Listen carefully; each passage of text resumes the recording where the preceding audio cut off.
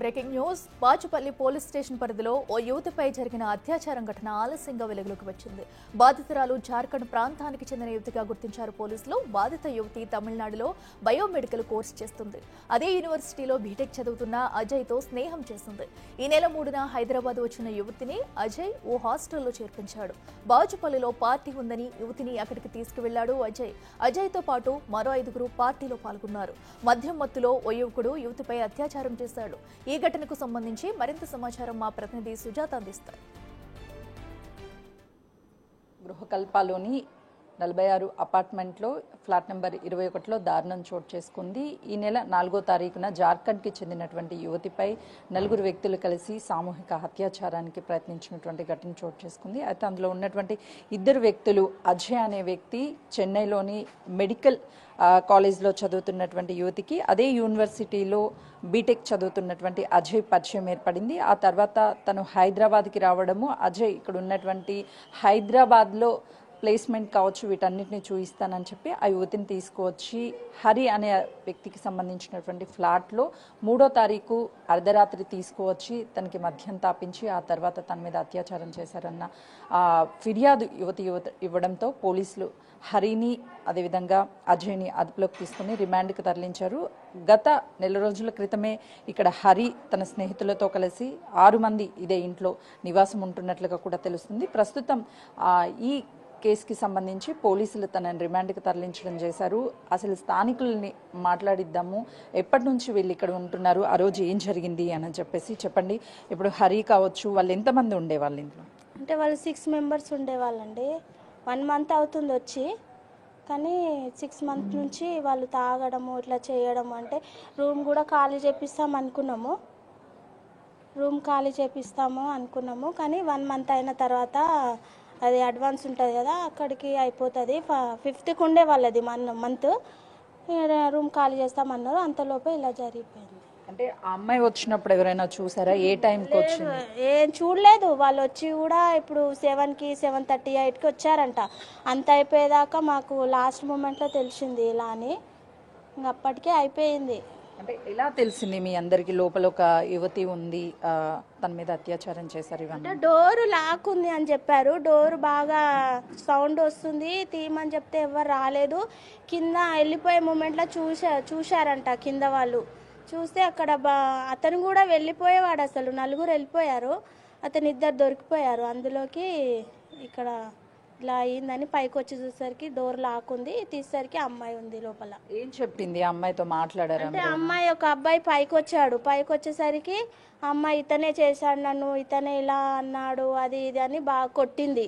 ఇంకా తమ్ముళ్ళు అక్క చెల్లెళ్ళు లేరా అది అని కొట్టింది. కొట్టేసరికి అబ్బాయి నేను కాదని పోలీసులో కంప్లైంట్ ఇచ్చాం. వాళ్ళు వచ్చి తీసుకెళ్లారు. ఏ టైం అయింది అప్రాక్సిమేట్లీ? అప్పుడు 11:30 అయింది. ఇంకా కంప్లీట్ అయ్యేసరికి 2:33 అయిపోయింది. పోలీసులు వచ్చి తీసుకెళ్లారు.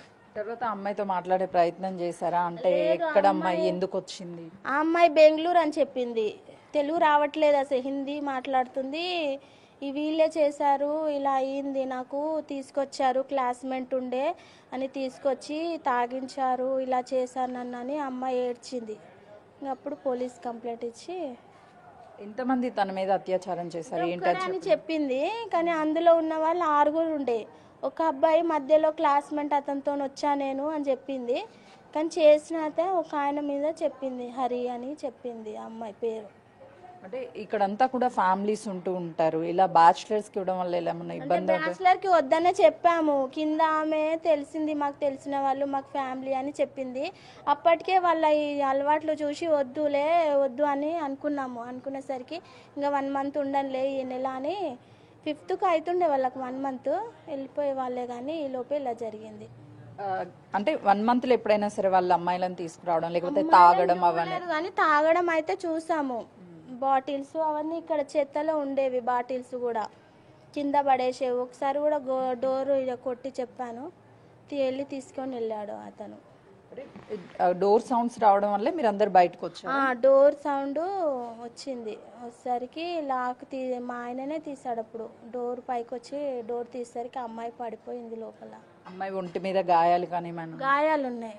ఇక్కడ మొత్తం తాకింది. డోర్ ఇట్లా తీయడానికి పోతే ఇక్కడ చేయికి కూడా తాకిందంట. చూసాం మేము కూడా. అప్పటికి ఆ అమ్మాయితో లోపల ఎవరైనా ఉన్నారా? అమ్మాయి ఉన్నాడు, అబ్బాయి ఉన్నాడు, ఒక అబ్బాయి ఉన్నాడు.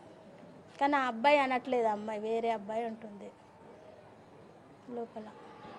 చూడొచ్చు, ఈ ఇంట్లోనే హరి తన స్నేహితులతో కలిసి 1 మంత్ క్రితమే వచ్చి ఇక్కడ ఉంటున్నారు. వాళ్ళంతా కూడా చిన్న చిన్న జాబ్స్ చేసుకుంటూ, అదేవిధంగా కొంతమంది చదువుకుంటూ ఉన్నారు. అజయ్ని నమ్మి వచ్చినటువంటి స్నేహితురాల మీద అత్యాచారం చేయడము, అటు పోలీసులకు వెంటనే కూడా ఫిర్యాదు ఇచ్చింది. అయితే తను మెడికల్కి సంబంధించినటువంటి ఫైనల్ ఇయర్ చదువుతున్నట్లు తెలుస్తుంది చెన్నై ఒక యూనివర్సిటీలో. అదే యూనివర్సిటీలో అజయ్ కూడా బీటెక్ చదువుతుండడము. వాళ్ళ ఇద్దరికి స్నేహం ఏర్పడిన తర్వాత ఇక్కడికి తీసుకొచ్చి తను హాస్టల్లో ఉంటాను అని చెప్తే చిన్న పార్టీ చేసుకుందాము అని చెప్పేసి 3వ తారీఖున అంటే 12 తర్వాత ఇక్కడికి తీసుకువచ్చి ఈ ఘటన అంతా కూడా జరిగిన తర్వాత తనని ఇక్కడ వదిలేసి లోపల ఒక వ్యక్తిని ఇద్దరు కూడా లాక్ చేశారు. తనని బయటికి రాకుండా బంధించడంతో ఈ డోర్స్ని గట్టిగా కొట్టడము, సౌండ్స్ వచ్చిన తర్వాత చుట్టుపక్కల ఉన్నటువంటి వాళ్ళందరూ వచ్చి డోర్స్ని ఓపెన్ చేసి యువతిని బయటికి తీసుకొచ్చినప్పుడు నన్ను అత్యాచారం చేసిన వ్యక్తి ఒక వ్యక్తి అని చెప్పేసి పేరు చెప్పింది. తనతో పాటు తన ఒంటి మీద గాయాలు కూడా ఉన్నాయి, పార్టీ అని చెప్పి తీసుకొచ్చి తనని అత్యాచారం చేశారు అని చెప్పేసి వెంటనే